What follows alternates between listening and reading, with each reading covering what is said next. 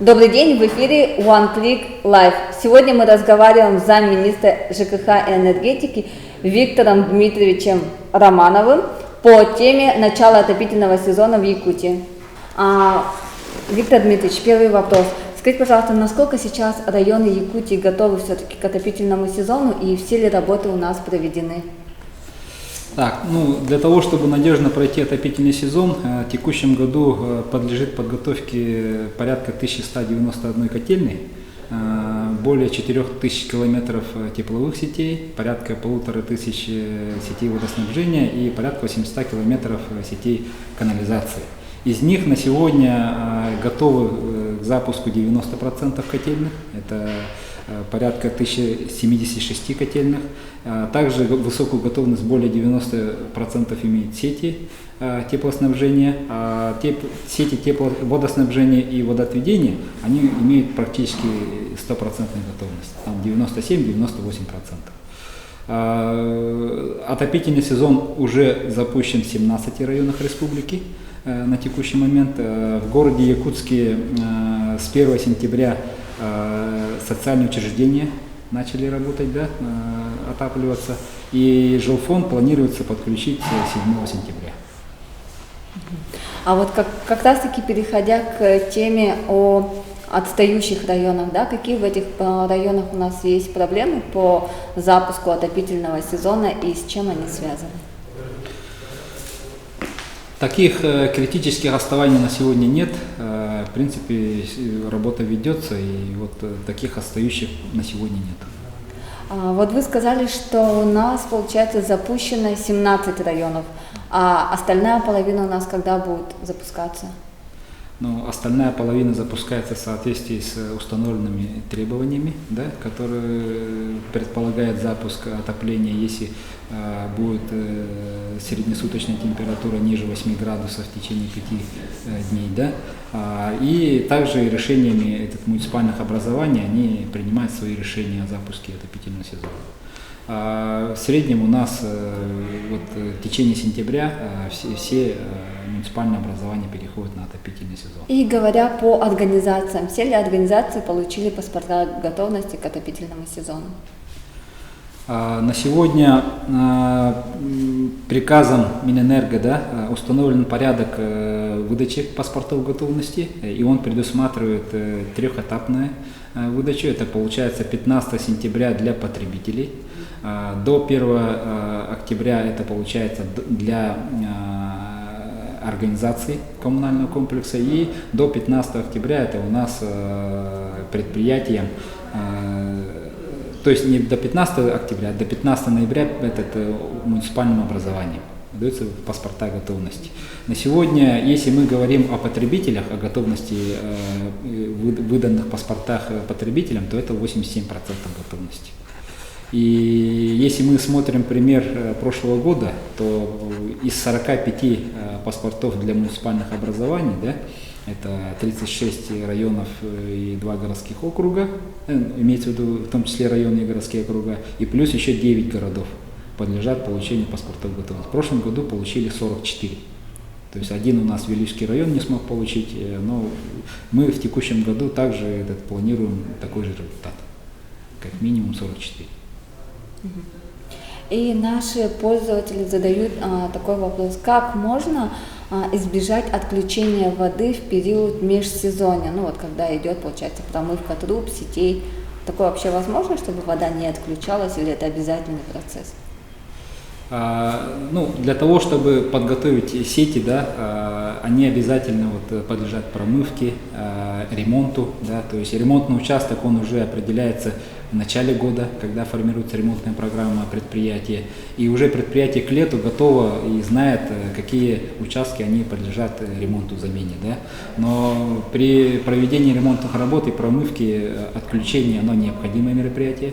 Но для того, чтобы избежать дискомфорта у потребителей, мы оповещаем заранее, с какого времени, по какое будет отключение, соответственно, воды. Также стараемся совместно с предприятиями проводить эти ремонтные работы именно в ночное время. То есть вы, наверное, в курсе, что в основном вода отключается после 22 часов и появляется утром в 7 часов. Вот такие меры принимаются для того, чтобы избежать последствий отключения воды негативных именно в отношении потребителей. А куда все-таки обращаться жителям не только города, но и республики, если, допустим, была проведена какая-нибудь некачественная работа в межсезонье, допустим, не все работы проведены по утеплению труб, по промывке сетей, куда обращаться людям? Ну, соответственно, для того, чтобы, как сказать, качественно либо некачественно проведена работа, это все равно обеспечивается надзорными органами, да, которые контролируют в этом направлении.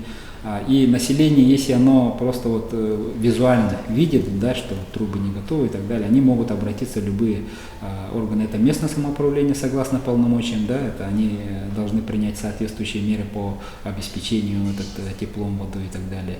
А если, как сказать, на муниципальном уровне не принимаются меры, то, соответственно, и в Министерство ЖКХ имеет право обратиться. И вопрос по завозу топлива. Итоги завоза, сколько завезено и сколько осталось завезти? Ну, на сегодня это завоз осуществляется, как мы знаем, Северно-Арктические районы навигации, да, вот осенний период получается. У нас навигация будет вестись до конца октября, да, и, соответственно, у нас на 2021 год план завоза навигации более 550 тысяч тонн топливных ресурсов, да, на сегодня отгружено 440 тысяч, это где-то 87%. Рисков не видим пока, к совершению навигации мы планируем доставить весь объем необходимых топливно-энергетических ресурсов. И как раз-таки, переходя к северным арктическим районам, хотелось бы спросить, насколько все-таки готовы котельные ГУП ЖКХ, которые находятся в северных районах, к отопительному сезону? Готовность ГУПа ЖКХ она высокая, да, более 90%. Рисков по, как сказать, отставанию и так далее на сегодня не предвидится. А был ли ввод новых котельных в этом году, если да, то в каких районах, и какие планы по дальнейшей модернизации котельных? В текущем году у нас планируется ввести в эксплуатацию по итогам строительства и реконструкции 24 котельных. Из них на сегодня одна котельная введена, остальные находятся на стадии ввода. Да? До конца года планируем ввести все по плану. Готовность достаточно высокая этих котельных. В текущем году в основном это перевод на газ, перевод на уголь в тех населенных пунктах, где, вот, например, происходит газификация, да, населенных пунктов. А вот вы сказали 24 котельных и одно только введено. Где введено и в каких планируется ввести по районам и по населенным пунктам, если говорить? Ну, если это говорить о вводе, это село Хомустах Усалданского района, да, это введено по ближайшим, это, как сказать, порядка 6 это в горном районе по итогам газификации, ну и по остальным районам. Могу сказать, что Мегино-Кангаласский есть, Сунтарский единичные идут, да, котельные, Усалданский, ну и ряд еще вот населенных пунктов. И переходя также к актуальным проблемам наших граждан, хотелось бы задать вопрос, как можно решить вопрос с холодным водоснабжением в удаленных районах республики, в частности с его отсутствием, да? И как решается вопрос с отсутствием горячей воды в летний период и низкое качество воды. У нас вопрос водоснабжения решается в рамках программы «Чистая вода» на сегодня. Да? У нас строится ряд объектов. В текущем году это 2 объекта. В Алепинске планируется с вводом по итогам реконструкции водочная станция. Начат объект по строительству водочной станции в городе Покровске.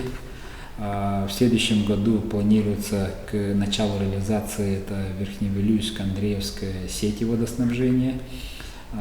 также водочная станция в селе Бердянистях, и рассматривается вопрос включения также водочной станции в селе Тыккүл.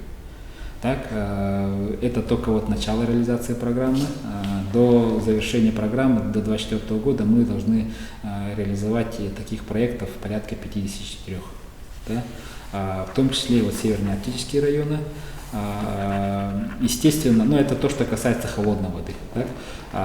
То, что касается горячей воды в межотопительный период, такая система в связи с так называемой открытой системой теплоснабжения. Это большинство населенных пунктов республики в таком положении находятся, да, и, соответственно, в межотопительный период те затраты по подаче водоснабжения через системы теплоснабжения, они на сегодня не учитываются в выручке предприятия. Также в связи с необходимостью проведения ремонтных работ отопительных сетей, да, сетей теплоснабжения, межотопительный период вода прекращается. Этот вопрос может быть решен по итогам реализации проектов по чистой воде, параллельно предусмотреть водоподготовку именно горячего водоснабжения, либо на центральном тепловом пункте, либо непосредственно в самом многоквартирном доме. В принципе, это можно сделать, но отмечу, что проблема достаточно серьезная, и в принципе законом предусмотрено переход до конца 2022 года из открытой системы в закрытой, но этот переход требует очень много вложений. Не сколько не вложений в коммунальные предприятия, да, в сети там и так далее, а вложения именно в внутридомовые системы, потому что сами многоквартирные дома, они внутри не предусматривают систему отдельного закрытой системы горячего водоснабжения. И еще один вопрос от наших пользователей. Как на данный момент решается вопрос по балансу воды по республике? Баланс воды, он касался всех ресурсников при предоставлении субсидий организациям коммунального комплекса в связи с установлением льготных тарифов. Да? Это так называемые субсидии ОКК, да, за предоставление коммунальных услуг. Он очень сильно касался предприятий, которые занимаются водоотведением именно в частности вывоза, да, жидких бытовых отходов. Но на сегодня этот порядок субсидирования он корректируется, и ранее планируется принятие его в новой редакции. И в принципе данный вопрос уже как в прошлом году, он уже не будет стоять. И недавно было совещание у исполняющего обязанности председателя Андрея Владимировича Тарасенко по переносу полигона мусорного у нас в городе Якутске. Скажите, пожалуйста, как замминистра курирующего министерства, да, куда будет перенесен данный полигон и вообще в целом, как у нас будет решаться вопрос с нашим мусорным полигоном в Якутске? Там вопрос обсуждался не по переносу полигона, да, у нас комплекс обращения с отходами в городе Якутске будет иметь двухэтапную процедуру. Да. Соответственно, первый этап — это после сбора твердых коммунальных отходов у потребителей. Эти отходы будут направляться на мусороперегрузочную станцию с элементами сортировки, позволяющие оптимизировать объемы вывоза на полигон. Так, то есть будут извлекаться полезные фракции, которые запрещается захоронять, будет уменьшен объем отходов путем прессования. Также планируется извлечение части твердых коммунальных отходов, которые могут быть сделаны в виде топлива, для котельного топлива. Соответственно, в результате реализации первого этапа объем отходов он должен уменьшиться несколько раз. Соответственно, после этого те хвосты, так называемые, да, по-простому, хвосты будут направляться на полигон.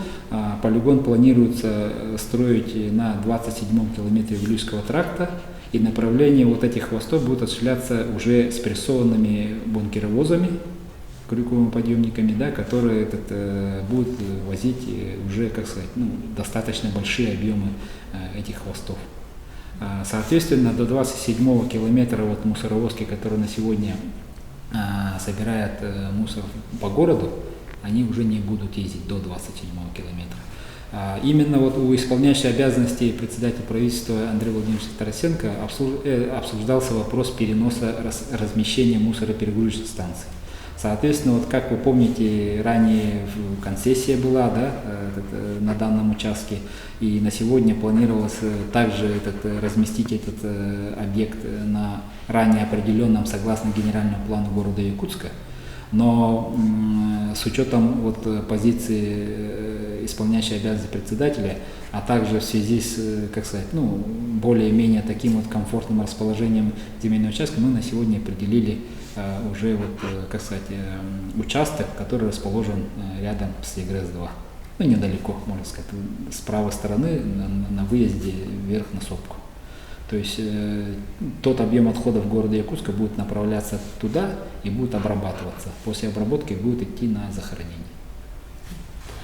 Скажите, пожалуйста, вот в связи с этим пересмотром, да, будет ли меняться финансовая модель данного проекта или она остается такой же? Таких больших изменений не предполагается, потому что тот объект, который в таком виде есть, он будет просто перемещен на новый участок, а некие вопросы будут по присоединению к инженерным сетям, да, но пока ведутся расчеты, а в части транспортирования такого вот удорожания не появится. А кто будет исполнителем?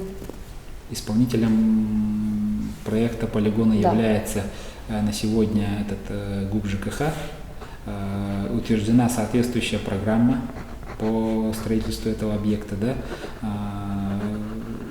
По мусороперегрузочной станции оно будет решаться в рамках конституционного соглашения. Предварительная частная конституционная инициатива представлена ООО «АИЛК». А сумма какая? Сумма заявленных инвестиций по мусороперегрузочной станции 1 250 000 000, 60. И сроки исполнения? Сроки исполнения, срок вот начала 2023 года, 2 объектов, потому что эти 2 объекта, они непосредственно связаны с друг другом. То есть они вместе пройдут экологическую экспертизу, они вместе пройдут оценку воздействия на окружающую среду, которая путем обсуждения идет на площадке города Якутска, да? Поэтому они идут параллельно. Просто в части источников приняты такие решения. А начало тогда, когда реализация данного проекта? Но после заключения конституционного соглашения. Это примерно когда? Но мы ориентируемся, что это до конца года. Но Текущего? Вот, текущего года, да. Хорошо. Спасибо большое за беседу. Сегодня мы общались с замминистра ЖКХ и энергетики Виктором Дмитриевичем Романовым на тему отопительного сезона и по теме мусора.